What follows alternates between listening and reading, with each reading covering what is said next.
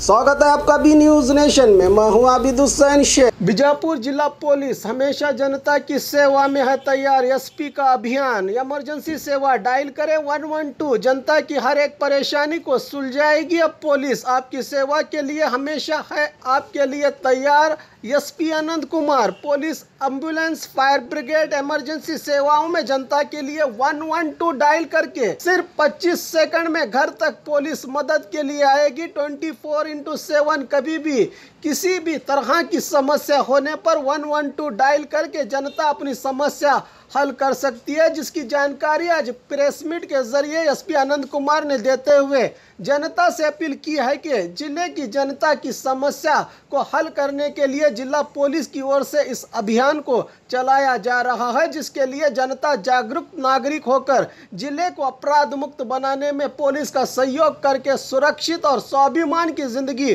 गुजारे जनता। बीजापुर पुलिस जनता के लिए जन स्नेही बनकर काम करेगी, यही है पुलिस विभाग का लक्ष्य, कहा एसपी आनंद कुमार ने।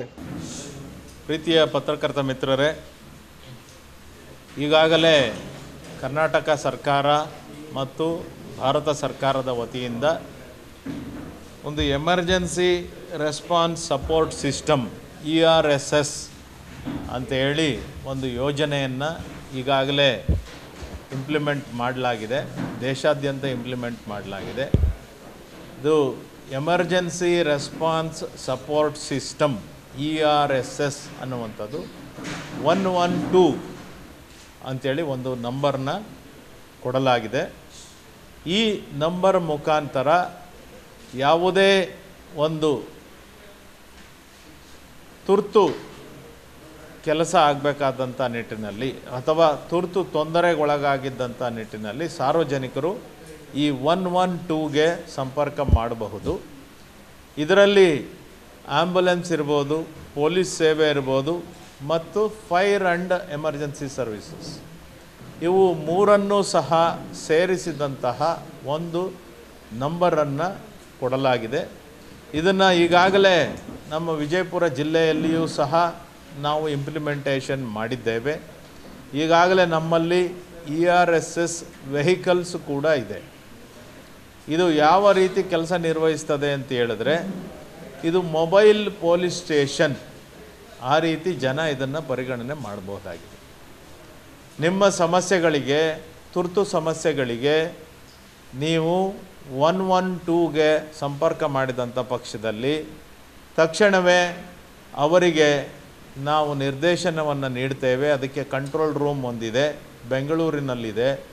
ಆ ಕಂಟ್ರೋಲ್ ರೂಮ್ನಿಂದ ನೇರವಾಗಿ ಆ ವಾಹನಕ್ಕೆ ಸಂದೇಶ ಹೊರಡುತ್ತೆ. ಆ ಸಂದೇಶ ಹೊರಡಿದ ನಂತರ ಒಂದು ಟಾಸ್ಕ್ ರೆಕಾರ್ಡ್ ಕೂಡ ಅಲ್ಲಿ ಮೇಂಟೈನ್ ಆಗುತ್ತೆ. ಈ ಟಾಸ್ಕನ್ನು ಈ ವಾಹನಕ್ಕೆ ನಾವು ವಹಿಸಿದ್ದೇವೆ.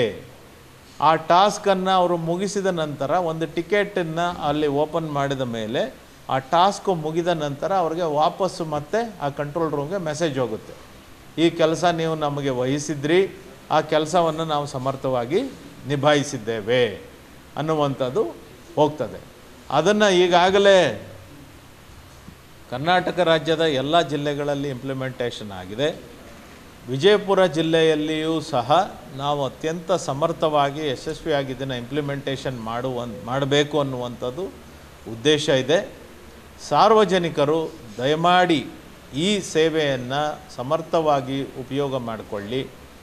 ನಿಮಗೇನಾದರೂ ತೊಂದರೆ ಆಗಿದ್ದಂಥ ಪಕ್ಷದಲ್ಲಿ ತಕ್ಷಣವೇ 112ಗೆ ಕಾಲ್ ಮಾಡಿ. ಪೊಲೀಸರೇ ನಿಮ್ಮ ಮನೆ ಬಾಗಿಲಿಗೆ ಬಂದು ನಿಮಗೆ ಸೇವೆ ಒದಗಿಸುವಂಥ ಇದೊಂದು ಸುವ್ಯವಸ್ಥೆ ಆಗಿದೆ.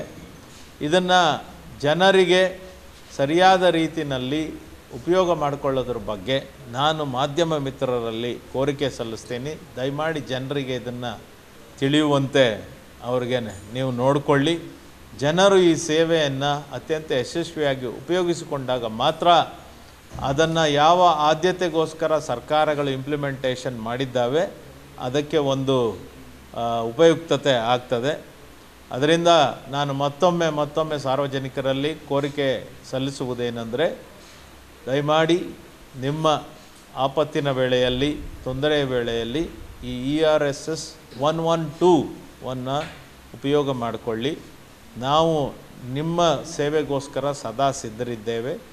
ಉಳಿದಂತೆ ನಾನು ಈಗಾಗಲೇ ವಿಜಯಪುರ ಜಿಲ್ಲಾ ಪೊಲೀಸ್ ಜನಸ್ನೇಹಿ ಪೊಲೀಸ್ ಆಗಿ ಬದಲಾವಣೆ ಆಗಬೇಕು ಅನ್ನುವಂಥ ನಿಟ್ಟಿನಲ್ಲಿ ನಿರಂತರವಾಗಿ ಪ್ರಯತ್ನಶೀಲನಾಗಿದ್ದೇನೆ ಮತ್ತು ಎಲ್ಲ ನಮ್ಮ ಜಿಲ್ಲಾ ಪೊಲೀಸ್ ಜನಸ್ನೇಹಿಯಾಗಿ ವರ್ತನೆ ಮಾಡುವ ನಿಟ್ಟಿನಲ್ಲಿ ನಾವು ಪ್ರಯತ್ನಶೀಲರಾಗಿದ್ದೇವೆ. ಅದರ ಆ ರೀತಿಯ ಕೆಲಸ ನಿರ್ವಹಣೆಗೋಸ್ಕರ ನಾನು ಸಾರ್ವಜನಿಕರಲ್ಲಿ ಕೋರಿಕೆ ಸಲ್ಲಿಸುವಂಥದ್ದು ನಿಮ್ಮೆಲ್ಲರ ಸಹಕಾರ ಮತ್ತು ಸಲಹೆ ನಮಗೆ ಅತ್ಯವಶ್ಯಕವಾಗಿದೆ. ಯಾಕಂತ ಹೇಳಿದ್ರೆ ಹಲವಾರು ವೇಳೆ ಆಗುವಂತಹ ತಪ್ಪುಗಳಿಗೆ ಏನು ತಪ್ಪಾಗಿದೆ ಅನ್ನುವಂಥದ್ದು ಅರಿವಿಗೆ ಸಿಗುವಂಥದ್ದು ಜನರಿಂದ ನಮಗೆ ಫೀಡ್ಬ್ಯಾಕ್ ಬಂದಂಥ ವೇಳೆಯಲ್ಲಿ ಅತ್ಯಂತ ಯಶಸ್ವಿಯಾಗಿ ಸಿಗುತ್ತೆ. ಅದರಿಂದ ವಿಜಯಪುರ ಜಿಲ್ಲೆಯ ಎಲ್ಲ ಜನರು ನಿಮ್ಮ ತುರ್ತು ಸಂದರ್ಭಗಳಲ್ಲಿ ದಯಮಾಡಿ 112 ಡಯಲ್ ಮಾಡಿ.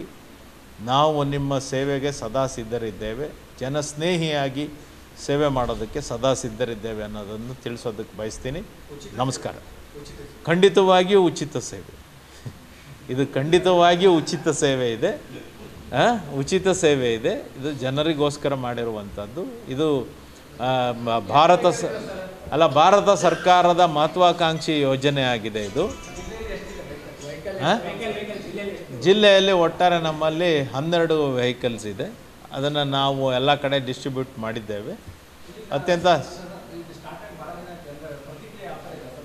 ಆ್ಯಕ್ಚುಲಿ ಈ ಜಿಲ್ಲೆಯಲ್ಲಿ ನನಗೆ ಏನು ಕಂಡು ಬರ್ತಾ ಇದೆ ಅಂತ ಹೇಳಿದ್ರೆ ಸಾರ್ವಜನಿಕರ ಸ್ಪಂದನೆ ಅಷ್ಟಾಗಿ ಸಿಗ್ತಾ ಇಲ್ಲ ನಮಗೆ. ಅದಕ್ಕೋಸ್ಕರ ನಾನು ಇದೊಂದು ERSS ಅಭಿಯಾನ ಅಂಥೇಳಿ ನಾವು ಪ್ರಾರಂಭ ಮಾಡ್ತಿದ್ದೀವಿ. ಈಗ ಎಮರ್ಜೆನ್ಸಿ ಸರ್ವೀಸಸ್ದು ಅಭಿಯಾನ ರೀತಿಯಲ್ಲಿ ನಾವು ಪ್ರಾರಂಭ ಮಾಡ್ತಿದ್ದೀವಿ.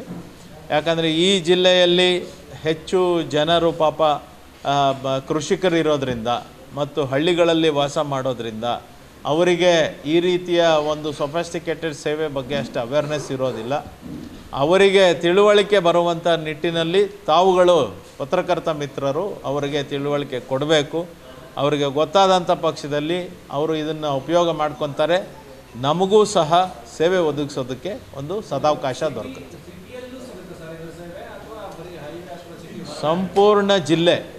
ಸಂಪೂರ್ಣ ಜಿಲ್ಲೆಯಾದ್ಯಂತ ಇದು ಸೇವೆ ಇದೆ.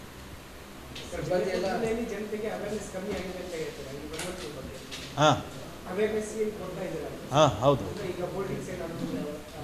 ಮಾಡ್ತೀವಿ. ಅಭಿಯಾನ ಮಾಡ್ತಿದ್ದೀವಿ ನಾವು. ಪ್ರತಿಯೊಂದು ಪೊಲೀಸ್ ಠಾಣೆ ಮಟ್ಟದಲ್ಲಿ ಇದನ್ನೊಂದು ಅಭಿಯಾನದ ರೀತಿಯಲ್ಲಿ ನಾವು ಪ್ರಾರಂಭ ಮಾಡ್ತಾ ಇದ್ದೀವಿ. कीजिए ऑफर पाइए। जी हाँ, Aspire spoken English soft skill ने वाव कार्ड लॉन्च किया है, जिसमें आप 80% तक का डिस्काउंट पा सकते हैं। जल्दी कीजिए, ये ऑफर लिमिटेड है। एडमिशन कीजिए और 1 साल का ऑफर पाइए, अभी नहीं तो कभी नहीं। बाघमारे हॉस्पिटल में दांतों की बीमारी से जुड़े हर तरह का किया जाता है इलाज, जिसके माहिर oral and maxillofacial surgeon doctor शान करीमी करेंगे आपका उम्मीद से भरपूर इलाज। तो आज ही विजिट कीजिए बाघमारे मल्टी स्पेशलिटी हॉस्पिटल, सकाफरोजा सरकारी उर्दू स्कूल नंबर 4 के पास।